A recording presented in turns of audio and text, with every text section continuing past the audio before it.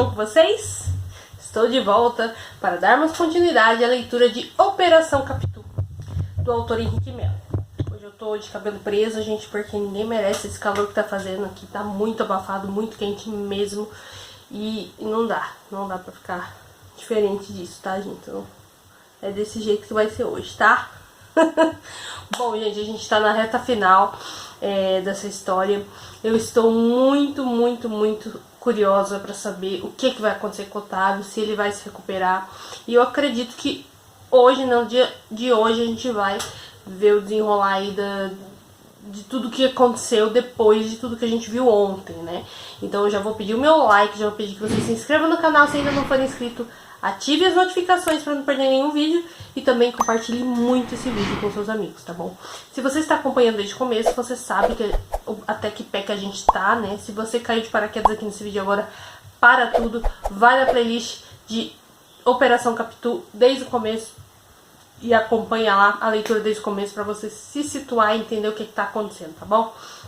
A gente tem o Otávio, então, na UTI, né? Ele passou por uma cirurgia super delicada, para remoção daquela bala, daquela tragédia que foi no dia da apresentação lá do teatro, né? Enfim, e aí a gente teve ontem aí várias revelações, quem é a LF, e era a Lara, gente. A Lara era a LF, né? Que a gente então a gente imaginava que LF era um menino, era um homem, mas não. LF era a Lara. Então a gente descobriu depois de vários LF fakes, né? Porque a gente por diversos momentos achou, não, tá fulano, é ciclano, não, e nunca era. Então ontem a gente definitivamente descobriu quem era LF, né? E agora hoje a gente vai dar sequência então à leitura nos capítulos 29, 30 e 31, tá bom? Então eu conto aí com você para me acompanhar nessa leitura. O capítulo 29, gente, ele é narrado pelo Guccio Pellizzari, então pelo italiano, né? E se chama Maledetto. E nesse capítulo, a citação que inicia o capítulo é a tradução livre do Machado de Assis para os versos de Silvio Pellico, extraídos da obra Le mie prigioni. Pobre do meu coração, eis uma separação, a mais da minha vida miserável. Muito bem, vamos começar então o capítulo 29, que foi narrado pelo Guccio Pellizzari. Eu gosto da beleza traduzida pela encenação no palco da existência. A vida é muito mais saborosa com boas doses de drama, capisco? Fica mais atraente as banalidades do dia a dia. Ganham contornos boníssimos, o corriqueiro se torna espetaculoso. Quando criança, apareceu na vila onde a gente morava, em São Severo, um teatro circense. Babo torceu o nariz para os meus pedidos de que nos levasse, a mim e Anderson. Venci por muita persuasão. Babo não levou a gente conforme pedi, mas assim mama. De cara fiquei fascinado pela ópera dos saltimbancos. Sob a lona vermelha e dourada, cantou-se a noite toda amores não correspondidos, traições e angústias da alma. Com 12 anos eu era bambino demais para captar as mensagens diluídas na cantoria lírica dos atores, mas de algum modo ali descobri a minha paixão. Melodrama?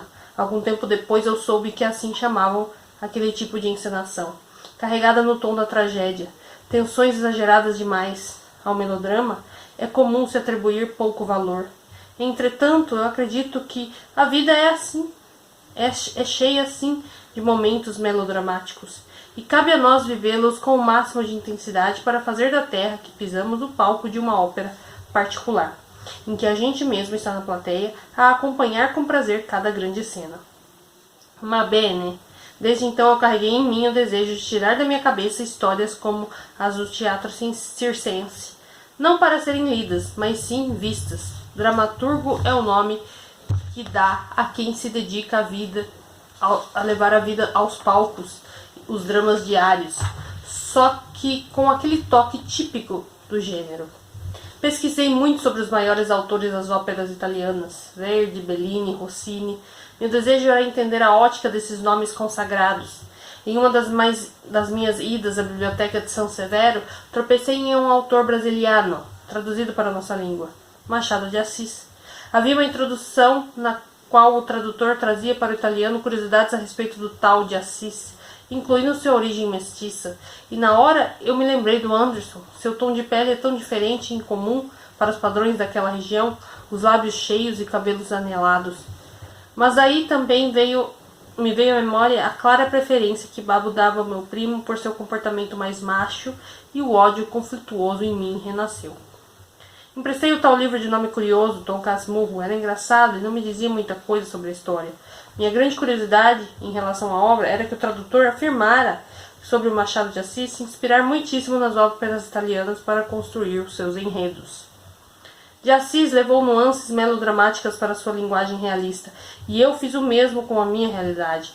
Mas confesso que me arrependi.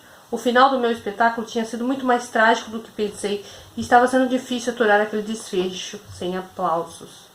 Mexi a colherzinha de plástico dentro do copo vazio. O pouco de café circulava ao fundo. A difícil discussão com Anderson, volta e meia, vinha em meus pensamentos. O soco na cara não doía tanto como o peso nas suas acusações. Que moral você tem para lavar alguma coisa sobre mim? Ele gritava. O Otávio agora está numa cama de hospital e eu não duvido nada que seja sua culpa. Olhei para a televisão na parede do refeitório do hospital, sem nem mesmo ver a programação. Inventei um melodrama inteiro simplesmente por não aceitar a minha paixonite de infância por meu primo. Um misto de ciúmes e amor não correspondido que me levou a querer afastá-lo de Conrado, quando me vi enfurecido pela relação que eles desenvolveram.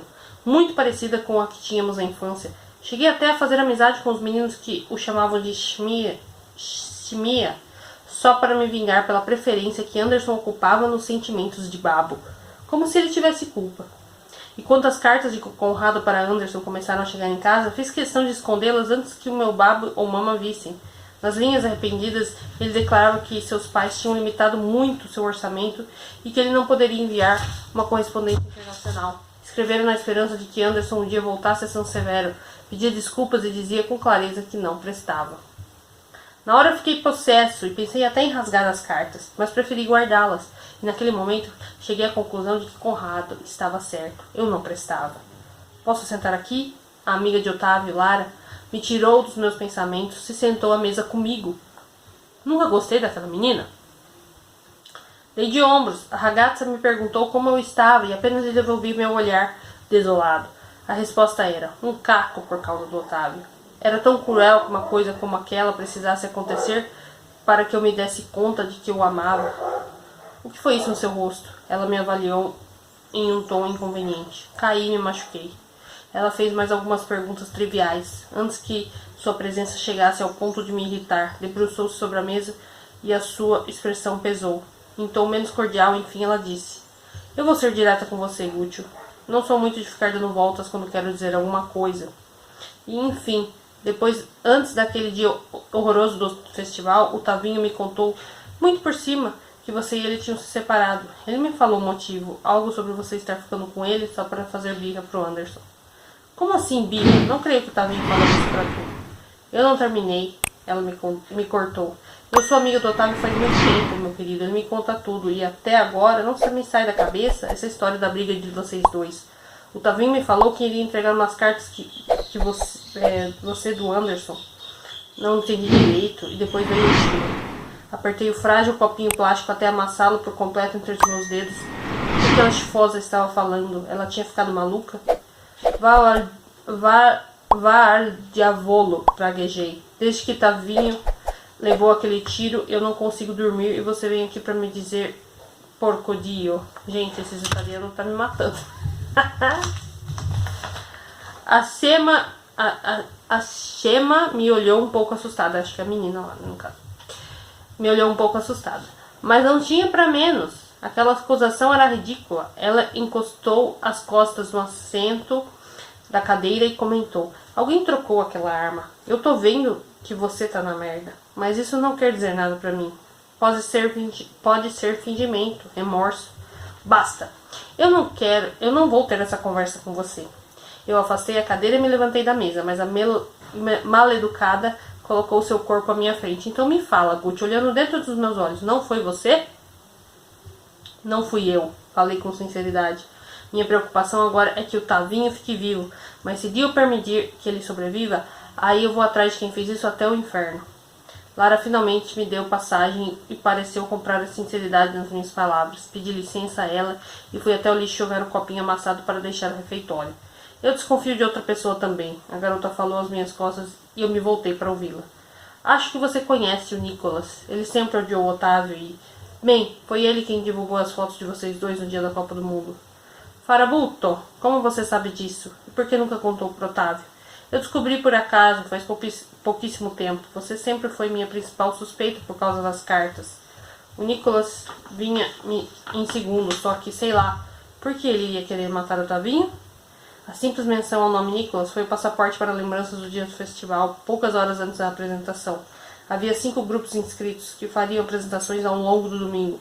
Os inadequados foram sorteados para se apresentarem no começo da noite e o campeão escolhido pelos jurados seria anunciado antes que o dia se encerrasse. Cada grupo tinha espaço de 1 hora para organizar o cenário antes da apresentação. Nosso tempo era muito curto e eu e a professora Clarice deveríamos ser rápidos. Eu e a Clarice montávamos a igreja em MDF que compunha o cenário e só naquele momento percebemos que uma das partes laterais do elemento cenográfico estava avariado. Corri até o camarim para buscar uma pistola de cola quente a fim de reparar o dano, mas antes que eu chegasse a entrar no local, ouvi vozes alteradas vindas de lá. Sofia, na moral, eu curto você de verdade. Só que eu tenho meu tempo também, né? E você me curte, certeza. Não deixe a Lana fazer a sua cabeça com sapatonice. Ah, Lana? Você tá fumando, garoto? De onde você tirou que eu tenho alguma coisa com a Lana? Eu recebi uma mensagem ontem de um tal LF dizendo que você e ela estão se pegando. Pra mim, de boa, acho normal você fazer isso porque tá carente, mas é do que eu tenho que você gosta. Sofia continuou relutante e Nicholas insistindo até que as insistências evoluíram para agressões alteradas por parte do garoto. Me solta, Nicholas, Sofia pediu aflita. Você é muito trouxa em acreditar em mensagem anônima. Eu e a Lana, pelo amor de Deus, né? Minha preocupação no momento é fazer bonitos no festival para ganhar o prêmio pro colégio. Vocês não vão ganhar porra nenhuma. Ah, não? Como é que você sabe? Tenho certeza que não vão. Conforme as queixas de Sofia se intensificaram, resolvi intervir. Ela pediu para você soltar ela, Nicholas. Falei ao entrar de vez no camarim. Cuglione libertou Sofia e me encarou com pouco caso. Chegou a bichona italiana. O que vocês estão fazendo aqui? Perguntei com autoridade. Só eu e a professora podemos ficar no auditório agora. Eu só vim trazer o meu figurino, Sofia se explicou. Esqueci de deixar no camarim depois do ensaio de ontem que você pediu. Gúcio. Só que esse menino chato ficou no meu pé. Se fai ou se sei? Agora pouco adianta. Pode deixar aí que depois eu arrumo. Os dois, fora, andiamo. Sofia se mostrou relutante de sair junto de seu agressor. Então deixei que ela saísse na frente e forcei Nicholas a esperar no camarim, enquanto eu pegava a pistola de cola quente entre as minhas coisas. Eu te dou 5 minutos para sair daqui, falei ao filho de um cane. Ele cruzou os braços e deixou escapar um risinho. Ou o que, bicha louca? Não respondi, deixei Nicholas entre as araras de figurinos e voltei ao palco. Só naquele momento no hospital percebi que esse tinha sido meu grande erro. Gúcio? Lara me trouxe de volta das minhas lembranças. Acabei de me lembrar de uma coisa. Eu vou descobrir por que esse bastardo fez isso com o meu namorado, Lara. Eu vou matar ele. Eu vou matar. O lugar combinado para o encontro era bem afastado da sociedade. Sofia me recomendou repetidas vezes para que eu tomasse cuidado, porque Nicholas não era boa pessoa. Não existe. Se ela soubesse que realmente apresentava um grande perigo nessa história.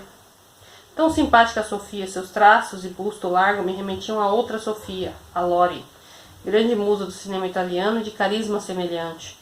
Eu ficava grato à ragazza por ter aceitado minha proposta de marcar o encontro seu nome com o farabuto do Nicholas. Ela entendeu os meus motivos e se mostrou disposta a ajudar.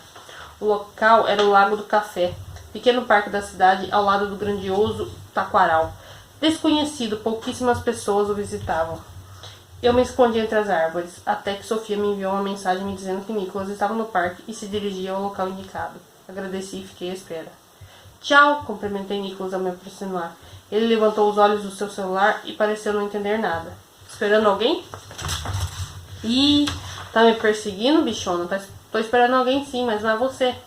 Que pena. A Sofia acabou de me mandar mensagem e me pediu para comparecer no encontro no lugar dela. Confesso que foi divertido ver a expressão confusa no rosto de Nicholas, mas que porra é essa? Ele começou a dizer. Porém, não perdi tempo. Saquei Corleone, meu canivete de estimação, no bolso e dei uma chave de braço no chofoso, pousando o fio da lâmina bem rente ao seu pescoço. Que isso, mano? Nicholas gaguejou. Um fetiche. Eu morro de tesão por ver um macho hétero com medo de virar picadinho. Sussurrei no seu ouvido e forcei o peso da lâmina sobre a sua jugular quando ele tentou se livrar de mim, só para lembrar quem estava no comando. Para com isso, filho da mãe, eu vou gritar. Grita, vai! Igual uma donzelinha desesperada. Antes que alguém chegue aqui, eu já vou ter aberto a sua garganta e ter te deixado para virar adubo para a natureza. Uma grande finalidade para você. Que tal? Nicholas entendeu que estava em desvantagem e ficou quieto.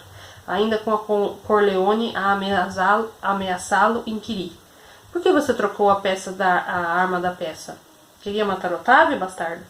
Eu nem sei que fita é essa que você tá falando, velho. Ah, sabe sim. Eu te deixei sozinho no camarim aquele dia. Você estava com uma mochila nas costas. Muita coincidência, capisco? Nicholas resfolegou antes de responder. Sua voz saiu chorosa. Mano, eu não queria, juro pra você. Só fiz isso porque o professor Álvaro me pediu. Ele me entregou um revólver antes da gente ir para São Paulo. Saber daquilo quase me fez perder o controle da situação, mas não relaxei. Qualquer descuido e eu poderia ficar nas mãos do bastardo. Professor Álvaro, você tá inventando isso, não tá? O choro de Nicholas se intensificou. As lágrimas escorriam em meio ao ódio e ao medo. Inventando pra quê? Eu ia querer matar o Otávio por quê? Mas você sabia que ele poderia morrer, acusei. Sabia, cara. Mas eu fiz isso por motivo pessoal. O Álvaro que queria dar pipoco no Otávio, tio. Eu fui só massa de manobra. Professor Álvaro, maledeto. Segurei o ódio no momento para não permitir qualquer gracinha por parte de Nicholas. Retirei a Corleone da sua garganta e o libertei. Ele veio para cima de mim assim que me viu livre, mas eu me desviei do seu braço certeiro e o capturei em meio a um golpe. Torci com o máximo de força possível. Meu ódio naquele momento era descomunal e agradeci a Babo mentalmente por ter matriculado eu e Anderson no jiu-jitsu quando ainda era criança. Nunca precisei tanto pôr em prática tudo que eu aprendi. Você vai quebrar meu braço, Nicholas resmungou com uma careta cada vez mais vermelha pelo esforço que para vencer a dor. Vou. Era um começo de tarde. Piobello, talvez um dos mais bonitos que eu já vi em terras brasilianas. Até mais bonito do que alguns sanseverianos e suas paisagens tão inspiradoras. A atmosfera do colégio era densa desde o atentado Tavinho. Muitos pais cobravam uma explicação do colégio. Este, inerte, contava com a ajuda da polícia. A polícia? Não era nas mãos delas que havia a solução daquele mistério.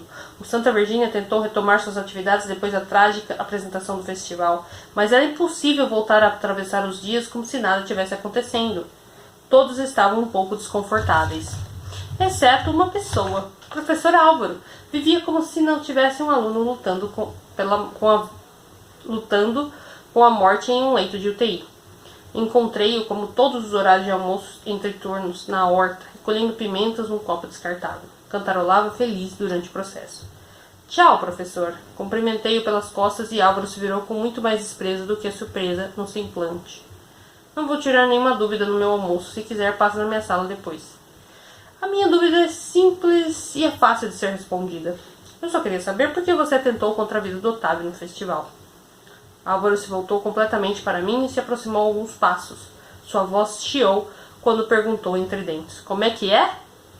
O Nicholas me contou tudo. Você deu a arma e mandou ele trocar pela que era de brinquedo. Tchau. Claro que eu gravei a confissão inteira. E eu fico pensando, se esse áudio for parar nos ouvidos de todas as listas de contatos que eu tenho e depois dos pais, que espetáculo. Isso é mentira. Você acreditou mesmo nas coisas que esse moleque disse? Será que os pais dos alunos vão pensar que é mentira? Se eu fosse o senhor, não pagaria para ver. Meu celular está na secretaria, mas o áudio está em casa. E eu tenho uma extensa lista de contatos que é só dar um enter para receberem. Como você já orquestrou uma tentativa de assassinato? Álvaro ponderou por mais uns instantes e baixou a guarda. O que é que você quer? Eu quero entender o motivo disso tudo. Como eu já disse, meu celular está na secretaria, então não tem como eu gravar nada. A não ser que o senhor queira me revistar. Pode ser que alguém veja o senhor palpando um aluno de 17 anos. Eu posso gritar bem alto, caso isso aconteça. Quer ver se tem um gravador na minha cueca? O professor negou com um gesto curto de cabeça. Ou o senhor escolhe, ou me conta, ou vai todo mundo ouvir o áudio do Nicholas falando sobre a troca das armas. O velho professor de Química e Física faz um sinal com a cabeça para que eu o acompanhasse. Demos alguns passos cursos em direção aos fundos da horta. Ele ainda estudou o ambiente, certificando-se que não havia ninguém por perto, então confessou. Nunca foi uma questão pessoal contra o Otávio. O problema é que ele estava no meio do caminho. Eu fui o primeiro e único professor de Química e Física desse colégio. Ajudei isso aqui a crescer. E nos momentos de crise, coloquei o meu próprio dinheiro para fazer a coisa andar. O que é que eu ganhei em troca? Nada. As freiras nunca me deram voz para nada aqui dentro. Mas a última vez que elas vieram choramingar para mim, eu cobrei. Quero ver a cor desse dinheiro de novo, ou o colégio é meu. Elas aceitaram, mas eu vi o desespero nos olhos dela. Não iam conseguir essa grana tão fácil. Fiz um gesto afirmativo de cabeça, como se concordasse e o incentivasse a continuar. Achei de uma burrice as madres superioras terem ido bater na porta do Banco do Vaticano. Só o custo da viagem ficaria uma fortuna, por mais que elas tenham ficado hospedadas em um dos conventos da Irmandade de Santa Virgínia por lá. Não é uma viagem barata, mas a coisa começou a desandar quando eu soube pelo Bruno de que elas tinham conseguido mesmo um empréstimo. Não no valor total, mas de boa parte do dinheiro. E aí eu vi vocês com um curubinho de teatro, com uma conversa de conseguir uma grana se ganhassem um festival. Uma grana a mais. Poderia ajudar as freiras e dar a volta em mim. Eu fiquei alguns dias pensando no que fazer. Foi quando aconteceu toda aquela pataquada das suas fotos beijando aquele outro. Fiquei desconfiado que pudesse ter dedo do Nicolas nisso tudo e apertei ele até o frouxo confessar. E ele me disse que teve ajuda da Letícia para hackear o sistema do colégio. A ideia de publicar a notícia falsa sobre mim veio para ser um pretexto de expulsão para o Otávio. Como ter uma senha de acesso para cada usuário? Ficaria muito cara se eu pedisse o login de outros alunos responsáveis pelo portal. E foi aí que eu pensei na Letícia. Só precisei da persuasão certa para que ela fizesse o trabalho por mim. Mas aí a Lara ficou sabendo de tudo e me atrapalhou. Daí eu tive que apelar. Por apelar, o senhor diz matar Otávio? Ah, meu rapaz, eu já disse que Otávio nunca foi o meu problema. E sim esse teatrinho de vocês que poderia ajudar as freiras a ficarem com o meu colégio. Agora agora que falta só um ano para acabar o contrato mútuo de empréstimo, seria fácil para elas conseguirem o resto do dinheiro.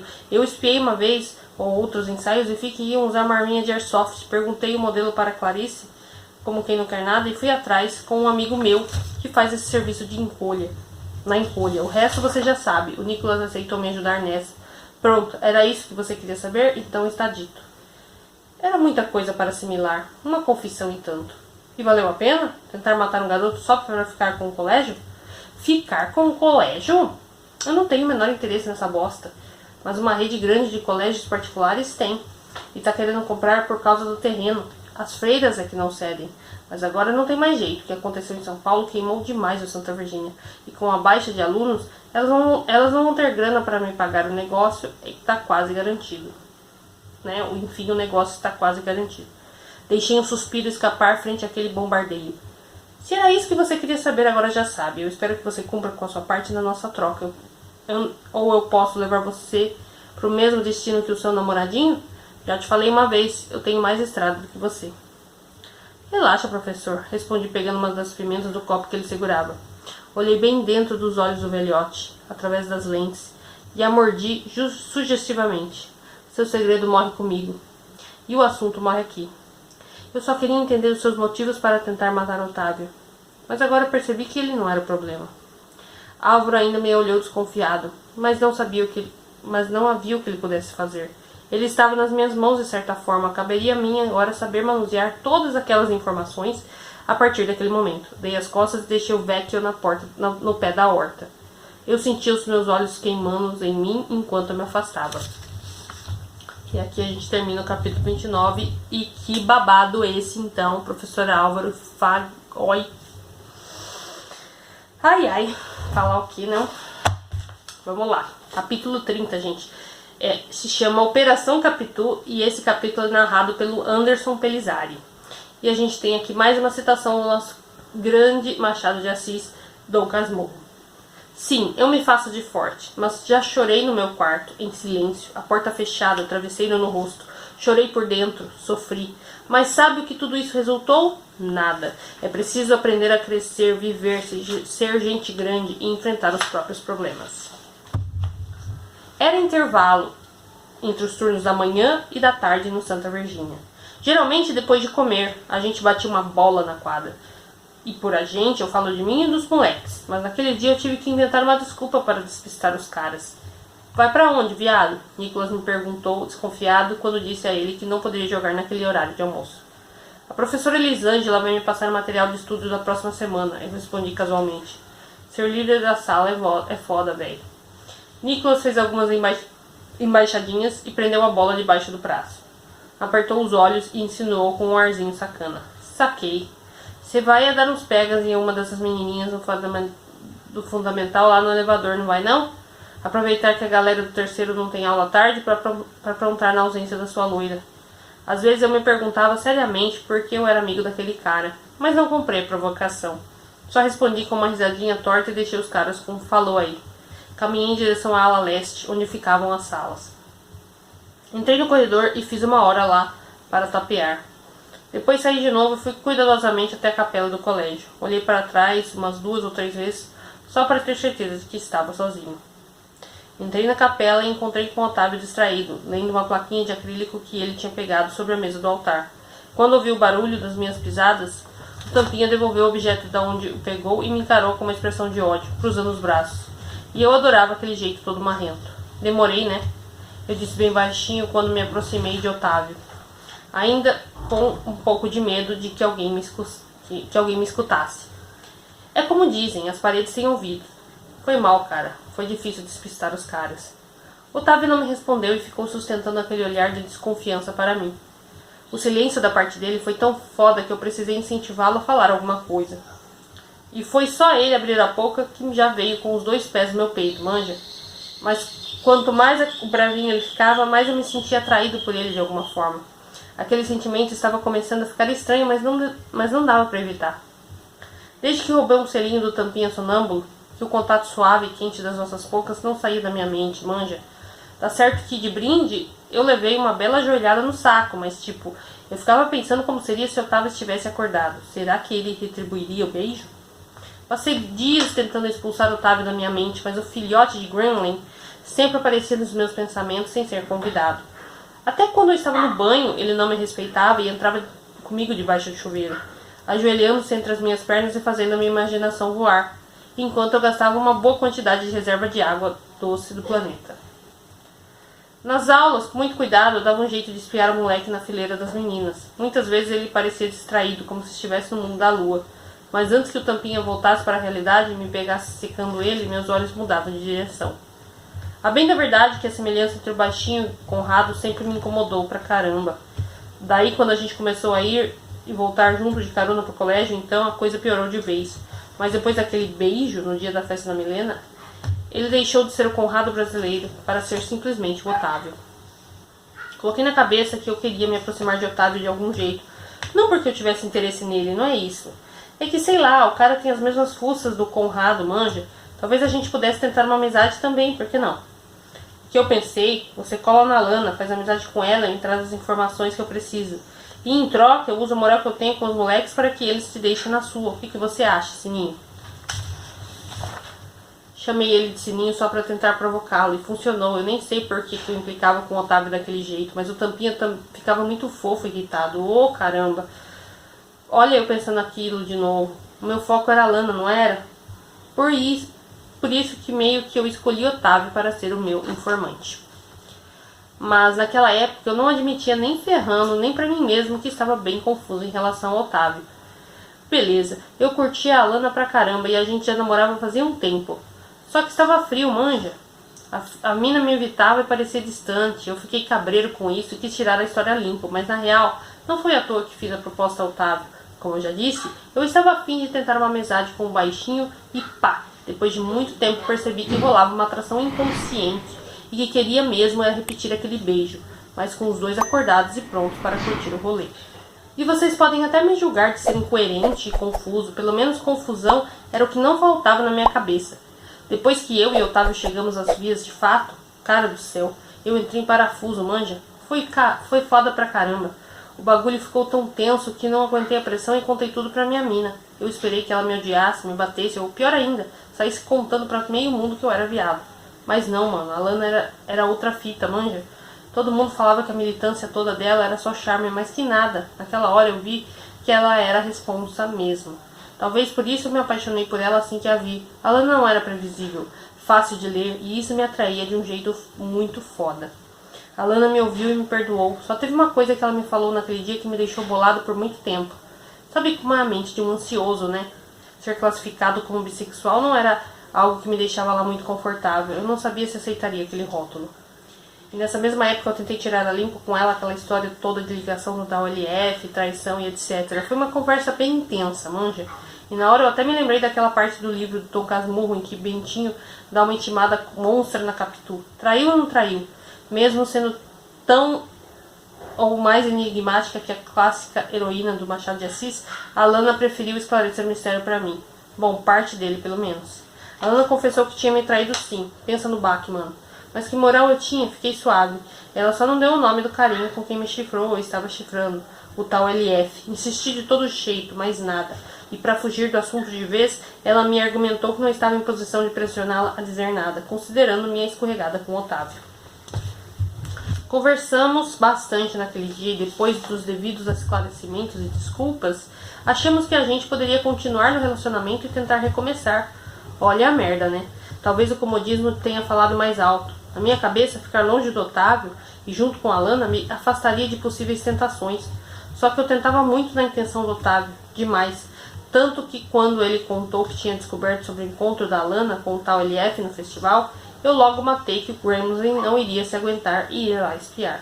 Resolvi ir logo atrás só para evitar que o moleque se metesse em encrenca, e foi suado sair sem ser visto, mas conseguiu fugir do guardinha. E aí o Otávio veio com aquele papo doido de ameaça do LF e eu fiquei sem entender porcaria nenhuma, porque o amante de Alana iria querer ameaçar o cara. Pedi para conversar sobre eles com ele no dia seguinte, só que o pilantrinha fugiu de mim. Foi aí que pensei em marcar presença lá na apresentação do teatro deles. Quando o Grimes saísse do palco, eu ia dar um jeito de puxar ele de canto e saber daquela história. Você tá me zoando que você vai assistir aquela bosta? Nicholas me recusou enquanto eu caminhava em direção ao auditório. Ah, mano, a Lana tá na peça, só por isso. Menti. O auditório não estava muito cheio quando eu cheguei. Consegui um lugar em uma das fileiras da frente e fiquei jogando Angry Birds até começar a encenação. Meu coração disparou no momento que as luzes se apagaram e a cortina se abriu. Então a Lana surgiu no palco linda e virginal, e as batidas aceleraram ainda mais ao ver um João Grilo interpretado pela figura do Otávio Gremlin. Eu não sabia para qual dos lados eu olhava com mais encantamento. A peça estava da hora e todos os atores no palco pareciam muito entrosados. Admito que dei boas risadas, principalmente por causa do Otávio.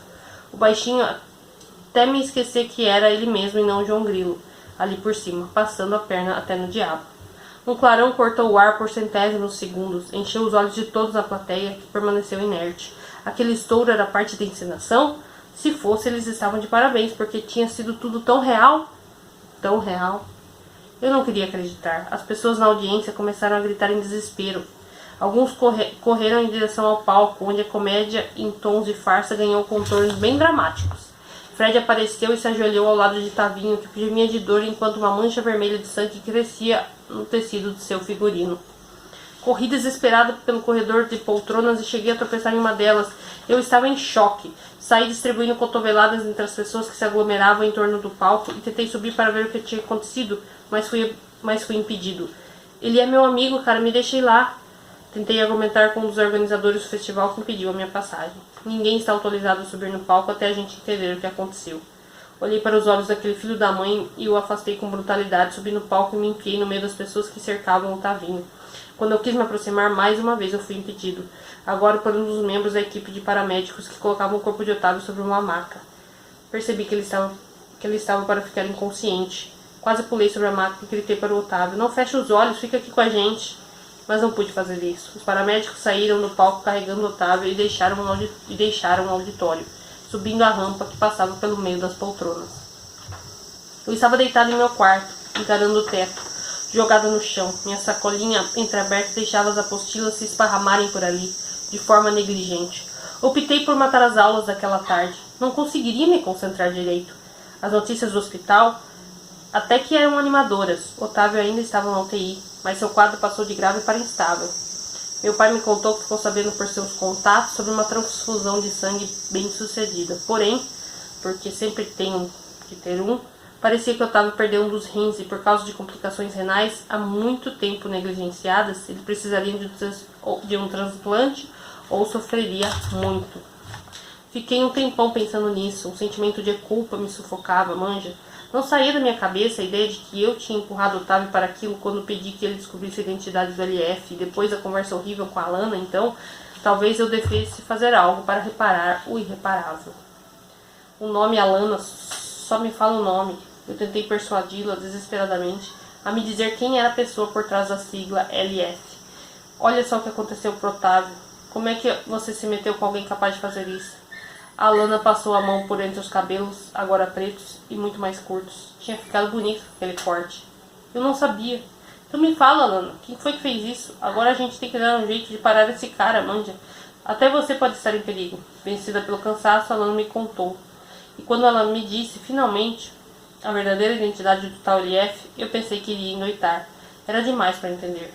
E foi por essa razão, principalmente, que eu ainda não tinha ido visitar o Otávio no hospital, porque seria difícil ver ele deitado num leito de UTI, sabendo intimamente da minha responsabilidade naquela tragédia. Ao contrário do que Gucci pensava, não tinha mais nada a ver com vergonha de me expor ou coisa do tipo.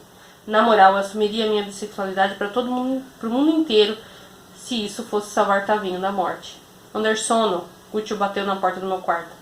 Essa desgraça não tinha que estar no colégio essa hora. Enfiei a cabeça debaixo do meu travesseiro e tentei abafar os sons das suas batidas. Mas o carcamano insistiu até me fazer abrir. Que foi, cara? Perguntei cruzeiramente ao abrir a porta. Quer levar na cara de novo? Bandeira branca, primo. Ele espalmou as mãos em sinal de rendição, como se pedisse desculpa. Vim em missão de paz. Missão de paz? Você? Vá bene, Anderson. Sei que não tenho sido o melhor dos primos. Certo, dá pra dizer que sou o pior. Mas muitas das coisas que fiz foi porque eu queria chamar a sua atenção de alguma forma. Que porra aquele viado italiano está falando? A gente foi criado como irmão, o carcamano continuou. E pra mim, tu era como um capisco? Acho que talvez foi isso. Fazer tudo junto. As tardes no Rio, o jeito que a gente sempre ficou à vontade um na frente do outro, Aquele papo estava ficando muito doido. Mano, para. Tentei impedir que Gucci chegasse onde eu achava que ele queria chegar. Eu gostava de você, primo. E porco dio, o babo só via você na frente. Acabei ficando confuso. E não sei se era ciúmes, se era amor. Amor de cu é rola, farabuto. Rebati encolerizado. Porra de amor é o quê, rapaz? Você só ferrou com a minha vida. Eu voltei pra cá porque não aguentava mais aquele inferno. Sabia que eu tenho ansiedade por causa de tudo que você me fez passar?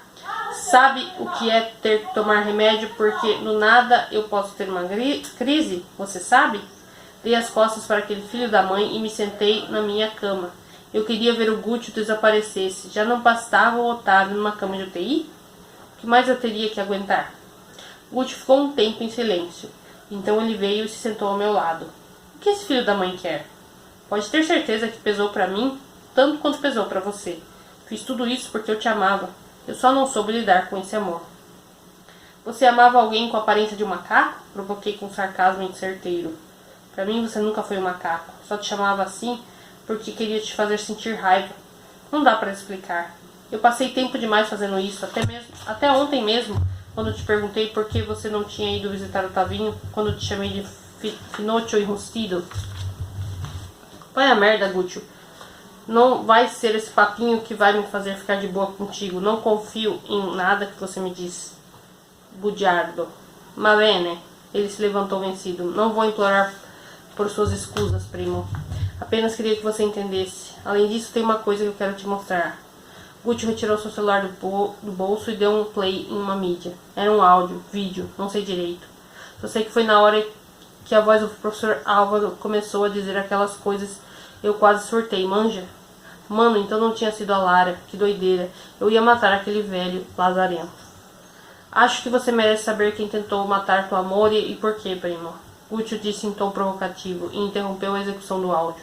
Vou apresentar as provas hoje mesmo para a polícia. Acabou para aquele vecchio stiovoso. Agora só te dou um conselho. Ele colocou a mão direita em meu ombro num gesto fraternal. Vá visitar o Tavinho no hospital. Ele pode acordar a qualquer momento. Já aceitei que é de tu que ele gosta. Mas se tu não der valor a isso, meu cara, aí eu vou entrar no jogo. E se você... E se não fosse o meu estado de choque com aquela bomba de áudio, eu teria acertado a cara de Guccio, mas no fundo, bem lá no fundo, eu sabia que ele estava certo.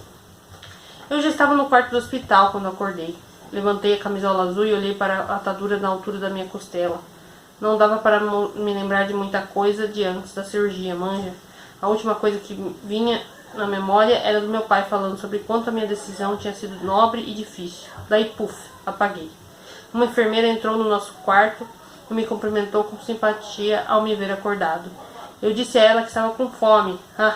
Mas daqui a meia horinha já vem a refeição. Que bom, eu estava com um buraco no estômago. Olhei para a cama do lado da minha, acho que o meu olhar de bobo na direção do Otávio Gramsley, que dormia ainda sob efeito da anestesia, deve ter chamado a atenção da enfermeira. Seu amigo logo acorda também, ela disse ao pé da cama. Eu vou ver com o pessoal se vai demorar a refeição, porque o coitado vai acordar querendo comer até essa cama. Aproveitei que a enfermeira saiu e fui até a cama do Otávio, que ironia, dormindo daquele jeito até parecia inofensivo.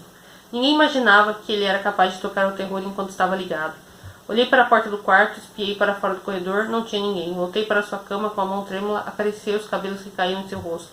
Dei um pulo quando a voz inconfundível do Otávio cortou o silêncio do quarto, ainda em tom sonolento. Por que você está mexendo na minha testa, Anderson? Ouvi a voz de Otávio soar enfraquecida enquanto ele mantinha os olhos fechados. Retirei minha mão imediatamente assustado.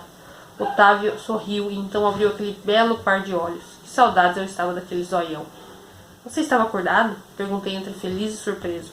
Faz um tempinho, mas fingi que estava dormindo para entender o que aconteceu sem precisar ficar pedindo explicações. Todo mundo que chega ao pé da minha cama faz um resumo em voz alta. É um ritual, será? Sim. Otávio está bem vivo. Mano, só você mesmo. Eu não conseguia segurar a minha felicidade de ver o Gramson de volta. Tá ligado que agora tem uma parte minha dentro de você, né? Otávio deixou escapar um sorrisinho sacana enquanto passava as mãos pelo corpo sugestivamente. Não aguentei e puxei para um beijo breve. Mais um selinho, na verdade, em busca de me certificar de que ele estava mesmo ali e de que aquilo era real. Antes que a enfermeira ou alguém entrasse no quarto, a gente se separou. Eu estava bem ofegante, não tanto pelo beijo, mas pela euforia do momento. Porra, Otávio, estava vivo, caramba. Chupa, Álvaro, seu filho da mãe. Ninguém pode comer o Grimsley, manja? O barulho de rodinhas contra o piso do hospital foi crescendo pelo corredor até chegar à porta do nosso quarto. Uma moça simpática entrou trazendo um cheiro bem apetitoso e convidativo. Pelo menos para mim, que estava morrendo de fome. Ela sorriu e colocou a cabeça para dentro, perguntando: alguém aí quer comer? Eu, Otávio e eu respondemos juntos e compartilhamos um olhar que só a gente entendia. Caímos na risada. Pouco mais de uma semana depois. Eu e Otávio fizemos uma promessa de que não iríamos transar até passar o prazo de 15 dias recomendado pelo médico. Quebramos essa promessa assim que nos vimos pessoalmente. Caramba, eu não ia conseguir ficar perto do Tampinha sem querer concretizar meus desejos, manja. Usei o fato de ser o líder da sala como pretexto para visitar Otávio a fim de lhe passar o conteúdo perdido. Benca, a carismática diarista da casa, me recebeu na porta e disse que iria falar ao Tampinha que eu estava lá. Assim que eu recebi a autorização de Benca, fui até o quarto do Tavinho e bati na porta. Entra, ele ordenou do outro lado. É aqui que tem um aluno precisando repor matéria? Perguntei bem sacana e dei uma pegada marota no volume da bermuda. Tavinho mordeu os lábios e respondeu com os olhos passeando por todo o meu corpo. É sim, mas eu perdi muita coisa. Será que você dá conta? Larguei minha sacolinha por ali e me atirei na cama puxando Tavinho para um beijo, esfomeado. E nunca pensei que um dia eu ficaria tão ansioso por unir os nossos lábios novamente. Só que daquela vez era diferente, eu era diferente, a situação era diferente. Quase perder o Otávio de vez fez a minha chave virar de um jeito muito doido, manja. E quando acabamos, nossos corpos estavam cansados de tanto fazer amor. Também é bom lembrar que não estavam 100% em condições de tamanho esforço físico, mas a gratidão e felicidade do momento superaram qualquer desconforto. E o importante era curtir estar ali agarradinho com o Otávio, sem se preocupar com mais nada. Eu estava pensando, no fim das contas, eu nem descobri quem era o tal LF. Otávio, disse em tom contemplativo com a cabeça apoiada em meu peito. Eu enrosquei minha mão entre os cabelos e comentei: esquece essa história de LF, Tavinho. Esse assunto é que nem merda, quando mais a gente mexe, mais fede. O que importa é que a polícia resolver o que tinha que resolver. Eu sei, mas eu vou ficar com essa dúvida eternamente comigo. Eu me inclinei para beijá-lo como resposta. Meu desejo é que ele esquecesse aquela história. Eu nunca iria contar para Otavinho que Lara era o LF. Talvez porque isso pudesse fazer com que ele surtasse. Tinha medo de sua reação. Fiquei de joelhos na cama e virei minha bunda para ele. Esquece isso, que você tem algo muito melhor para pensar. Ele me olhou safado e mordeu os olhos. A gente não cansava de se amar. E aqui a gente termina o capítulo 30, tá, gente? E aí a gente tem o capítulo 31, que se chama Surpresa! E aqui no início desse capítulo nós temos uma citação de Dalton Trevisan, de 111 Ais. Não fale, amor. Cada palavra, um beijo a menos. É doido, porque eu sinto que esse sonho foi um tipo de sinal, sabe? Eu falei para a Melissa, psicóloga com quem vinha me consultando desde que eu me recuperei. Não consegui encará-la de frente, com medo de que seus olhos emitissem algum tipo de julgamento, apesar de ela sempre manter a expressão complacente em todas as nossas sessões. Em vez disso, eu preferia falar com os olhos postos na paisagem campineira para fora da janela. Dali do alto, era possível ter uma boa visão da floresta de prédios e se estender rumo ao horizonte. Finalmente olhei em direção a Melissa e me agarrei ainda mais à almofada cinza do sofá, da mesma cor que eu sempre segurava de encontro ao peito durante os atendimentos. Um sinal divino? Melissa me perguntou casualmente. Seus olhos transmitiam uma confiança simpática. Não sei se divino. Foi muito real e eu fiquei tão assustado, mas eu sinto que ter sobrevivido foi uma chance do destino, ou sei lá do que, de me redimir pelas coisas que eu fiz. A psicóloga fez um breve apontamento no seu caderninho e voltou a me encarar por trás da armação descolada dos óculos. Melissa fugia totalmente da imagem séria e polida que eu tinha dos profissionais da área. Usava jeans, sapatos da marca que levava seu nome e uma blusa em animal print que combinava com as hastes de seus óculos.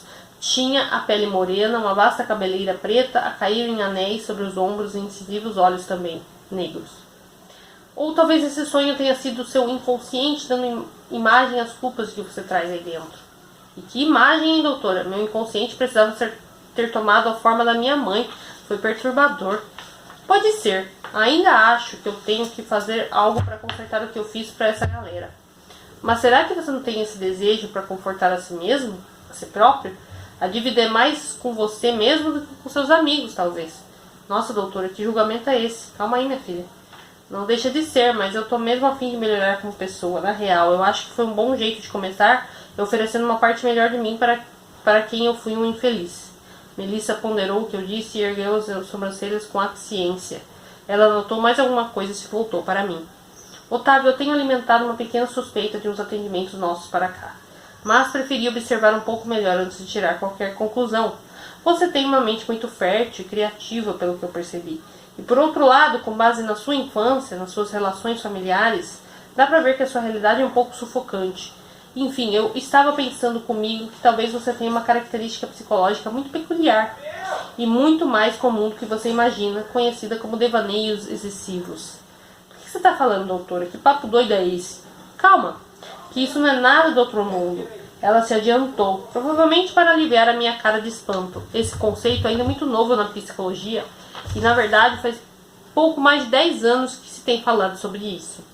E você me contou em conversas anteriores que muitas vezes seu pensamento vai longe, você fantasia. Esses devaneios aí é tipo esquizofrenia? Não, não foi isso que eu disse. As pessoas têm mania de patologizar tudo, mas todo mundo tem devaneios e fantasias pessoais. O problema é que quando esses devaneios se tornam muito frequentes, aparecem muitas vezes mediante qualquer estímulo, e é isso que damos o nome de transtorno de devaneios excessivos mal adaptados.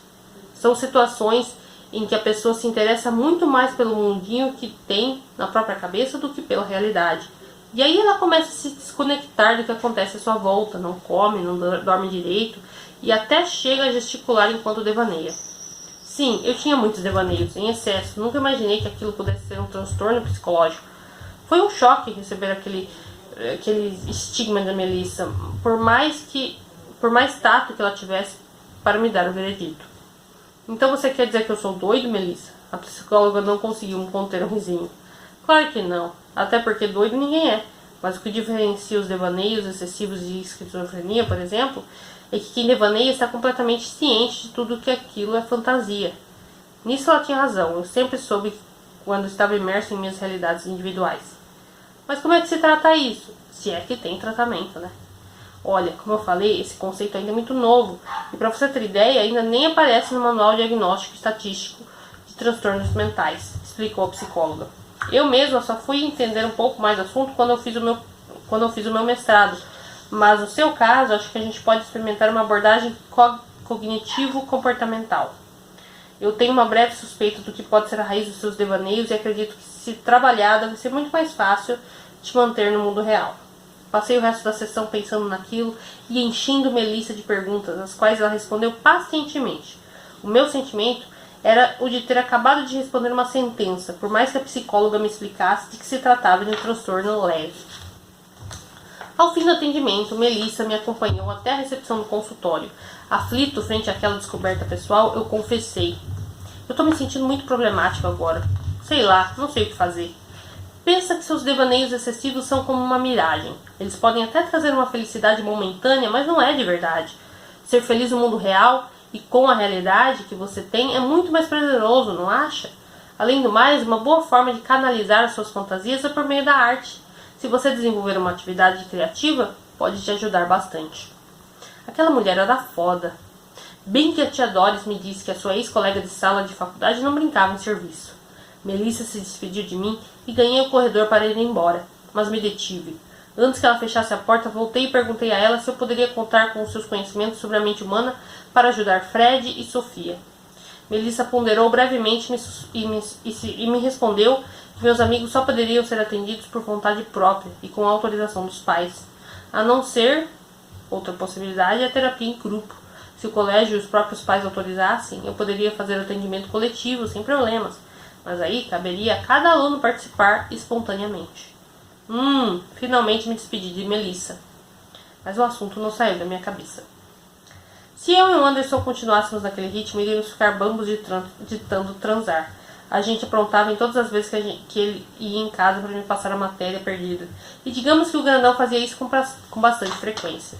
Uma vez devidamente higienizados e vestidos, depois de brincar em uma das suas célebres visitas, eu e o Anderson fomos até a cozinha comer o bolo formiga comprado por tia Doris.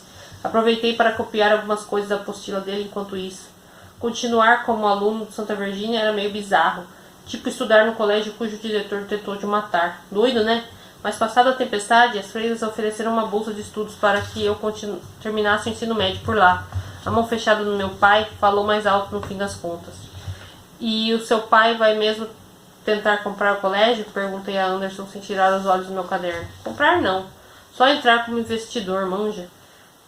Ele até já conversou com a irmã Graça. Ah, legal. Espero que dê certo e aquele colégio vá pra frente. Se dependesse de mim, já fechava de uma vez. Eu entendo, mano. Deve ser foda pra você ter que voltar, mas pensa pelo lado bom. Agora falta pouco pra acabar. Na verdade, voltar nem era o maior do problema pra mim. O pior seria ter que conviver com as pessoas que eu achava que pudessem ser o LF.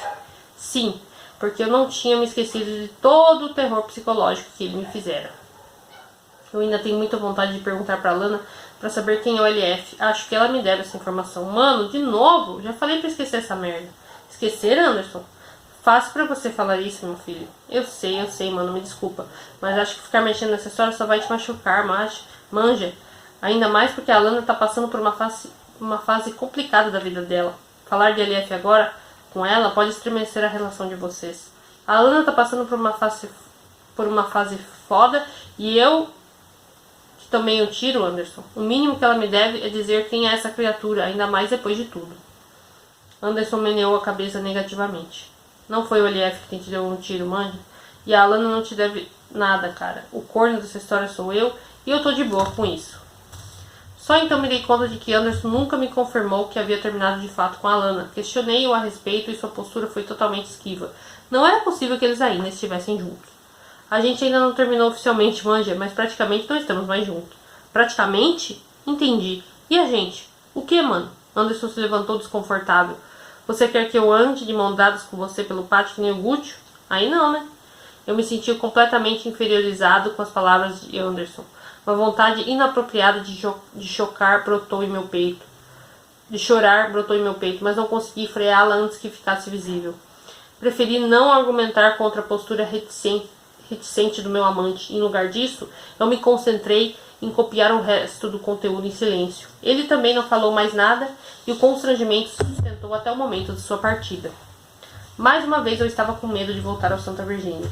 Agora por um motivo muito mais denso do que por ter sido tirado à força do armário. Ter que conviver com cada uma daquelas pessoas, olhar na cara delas e pensar, será que é você? Desde a nossa discussão, eu e Anderson nos falamos muito pouco. Ele não foi mais em casa me levar os conteúdos e preferiu me enviar fotos da sua apostila. Achei melhor não insistir e não toquei mais no assunto nós com ele. Tirando Anderson, eu tinha visto pouquíssimos alunos da época do Santa Virgínia. Lara e Gucci foram me visitar depois da cirurgia, um de cada vez, claro. Mas só recebi uma imensidão de mensagens de Sofia, Fred, Milena e companhia também. A Lana, por sua vez, me enviou uma mensagem no WhatsApp assim que eu deixei o hospital. Desde então fiquei tentando chamá-la para perguntar sobre a LF, mas eu sabia que ela não iria. Era para uma conversa para se ter online. Só voltei a puxar o assunto alguns dias depois e por motivo bem diverso. Pedi à aluna da Lana para tentar colocar o pé no projeto de terapia em grupo de Melissa. Ela ficou super animada com a ideia e disse que falaria com as madres superiores sobre o assunto. Passamos a trocar mensagens direto a respeito disso. A Lana me atualizou e disse que as freiras até gostavam da sugestão, mas colocaram como condição que uma lista de interessados fosse divulgada entre as salas. O projeto dependeria de um bom número de assinaturas para ser levado adiante. Aproveitei que eu havia sido admitido novamente no portal do colégio e divulguei sobre o projeto lá, tentando incentivar uma boa parte dos alunos a participar. Eu e a Lana unimos esforços para fazer acontecer. O nosso objetivo principal era incentivar o Fred e a Sofia a participarem da terapia coletiva, de modo que viessem a combater as suas manias autodestrutivas. No fatídico dia que eu voltei a frequentar as aulas no Santa Virgínia, meu pai decidiu me levar ao colégio. Ele parecia outra pessoa desde que voltei do hospital. Não sei como de uma hora para outra conseguiu ser tão participativo na minha vida. Talvez a minha quase morte o fez rever as suas prioridades. Quer que eu entre com você? Ele perguntou quando estacionou no meio-fio em frente à fachada barroca do Santa Virgínia. Não precisa não, respondi me sentindo estranho com tanto cuidado. Então tá bom, mas vê se não apronta mais nada e me liga qualquer coisa. Ok, seu Renato. Revirei os olhos e sorri. Muito obrigado. Eu me despedi do meu pai e desci do carro. Senti que ele ainda me observava do volante quando passei pela portaria e entrei no colégio. Atravessei o pátio e identifiquei muitos rostos conhecidos, mas nenhum dos alunos da minha sala ou do ensino médio no geral. Que estranho. Subi a escada que levava à ala leste do Santa Virgínia, onde ficavam as salas de ensino médio. Cruzei o corredor vazio e não ouvi nenhum barulho vindo das salas. Ué, gente, o que está acontecendo? Cheguei à porta da minha classe, girei a maçaneta e senti meu coração gelar com a ansiedade gerada por aquele retorno. Bem-vindo de volta! Quase caí para trás com aquela recepção tão eloquente e inesperada. Muitos gritos, assobios e pés batendo contra os tacos do piso. Seja muito bem-vindo, Tavinho. Que saudades! A professora Júlia veio até mim e me acolheu em um abraço apertado. Fazia muito tempo que eu não via e percebi que o sentimento de saudades era bastante recíproco. Um a um, vários alunos vieram me receber com abraços e perguntas do tipo: como você tá? E coisas do gênero. Fred, Sofia, Milena, Gustavo, Marcos, inadequados, meninas do vôlei e mesmo alguns meninos do futsal. Gucci surgiu com seu jeito mais italiano impossível de comemorar meu retorno. E atrás dele, Anderson também veio até mim. Fiquei bem sem graça. Nós não nos víamos desde aquela nossa pequena discussão e cheguei a estender a mão para cumprimentá-lo em um gesto mais discreto. Só que ele me abraçou brevemente, passando a mão pelas minhas costas. Foi tão curto, mas o suficiente para colocar meu corpo todo em ebulição. Com o fim do ritual de boas-vindas, professora Júlia me conduziu em direção a uma convidativa mesa de doces e salgados. Ao centro, um bolo com a minha foto no perfil do Facebook. Pesquei com brigadeiro por ali e mordi com vontade, enquanto os meus olhos passeavam pela singela decoração de bexigas vermelhas e rosadas e a frase "Bem-vindos de volta" Tavinho colada sobre um quadro em EVA das mesmas cores. Senti uma mão pesada e familiar em meu ombro e me virei já imaginando quem era. Lara tinha voltado ao visual de antes, maquiagem muito bem feita e leve e nada de adereços fúnebres a completar o seu estilo. Você nunca mais me dá um susto desse na gente, Tavinho, ou eu te mato. Ela me puxou para um abraço que quase me partiu ao meio. O susto não fui eu que dei, Lara. Pode me soltar ou vai cumprir sua ameaça muito antes da hora. resmunguei com a voz de quem estava prestes a ser esmagado. Ela me libertou e sorriu, enchendo-me de perguntas. Nem parecia que tínhamos nos visto no hospital. O clima era de reencontro após uma longa data separados. Fiquei um tempo conversando com a minha amiga ao pé da mesa, até que me afastei para cumprimentar alguns outros alunos e por ali, e acabei topando com a Lana encostada na janela. Opa, desculpa. Comecei a dizer até que a encarei por alguns segundos e consegui reconhecê-la. Estava completamente diferente. Meu Deus, Alana! Meu visual, morena fatal? Ela perguntou e bagunçou os cabelos pretos e repicados com a ponta dos dedos. Ficou bem diferente, mas eu gostei. É uma pena que agora eu diminui em 99,9% minhas chances de virar apresentadora de programa infantil. Ela riu e me puxou para um abraço. Tenho uma notícia boa e outra ruim. Qual você quer primeiro? A boa, com certeza. Rimos juntos e ela continuou. Nosso projeto da terapia em grupo conseguiu um número até considerável de adeptos. O ruim é que nem a Sofia nem o Fred demonstraram interesse em participar. Não sei o que fazer, esses dois são duas mulas empacadas. Refleti um pouco sobre o que a Lana me dissera. Será que havia um jeito de persuadir aqueles dois? E como? E tem mais uma coisa. A Lana continuou em tom sério. Ela estava parecendo a Katy Perry com aquela nova aparência. Eu sei que você sofreu muito por causa do LF. Eu não tinha a menor ideia que ela estava te ameaçando e só fiquei sabendo que o Anderson me falou. Foi por isso que eu decidi que... Ei, vocês aí na janela. A professora Júlia interrompeu o que a Lana iria me falar. Vamos cortar o bolo porque no segundo período já vamos voltar com as aulas. Vem, gente. A Lana suspirou e sussurrou para mim que continuaria depois. Concordei e seguimos até a mesa onde a professora Júlia me chamou para ajudá-la a cortar o bolo. Eu me sentia como se fosse meu aniversário. Só faltava parabéns para você. Mas não deixava de ser, de certa forma. Era como se eu tivesse nascido outra vez. Eu e a professora Júlia fomos distribuindo as fatias de glacê rosado e chantilly em pratinhos para os alunos que se aproximavam. Minha foto do perfil do Face foi sendo fatiada aos poucos. Dava para dizer que a sala toda estava me comendo. Tá vendo, Anderson? Peguei meu pratinho para comer também e dei uma garfada generosa. Estava maravilhoso. E eu não esperava menos, já que aquele bolo tinha sido comprado para comemorar a minha volta às carteiras daquela instituição. Levantei os olhos, com o barulho de um pratinho caindo no chão. A Lana tinha derrubado dela e levou a mão à boca direita, como se estivesse enjoada. Ela saiu correndo da sala e os alunos em volta abriram espaço para deixá-la passar, e provavelmente com medo de levar uma vomitada bem na fuça. A Lana tinha passado mal por alguma razão, mas ela não aparentava ter comido tanto a esse ponto. Mas, gente, o que aconteceu? A professora Júlia parecia confusa. Que bafão. Eu lembro que a Leila estava assim também, Milena comentou. Agora que ela contou pra mim que tá grávida, mas eu posso estar errada. A Lana grávida? Então quer dizer que o comentário de Milena despertou uma verdadeira comoção em...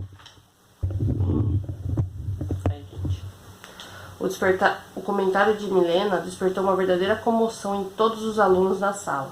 Os meninos do futsal começaram a tirar uma com o Anderson e gritar: ai, ai, ai, o Anderson vai ser papai, enquanto se alvoroçavam em torno dele. Procurei seus olhos em meio àquela bagunça e ele só me devolveu uma expressão assustada. E aí a gente termina o capítulo. Cara, será que a Luna tá grávida, gente? Será? Será que é do Anderson? Só pode ser, né? Caindo aqui. Bom, é isso, gente. Concluímos mais um dia de leituras aqui. E amanhã eu volto, então, reta final, batendo aqui na porta. Então eu espero que vocês continuem. Sexta-feira a gente fecha. Na verdade, a gente fecha na quinta. E aí na sexta a gente lê o livro, tá bom? É isso. Eu estou muito curiosa para saber como vai ser o desfecho dessa história. E é isso. Conto com você, hein? Até amanhã, pessoal. Beijo e tchau, tchau.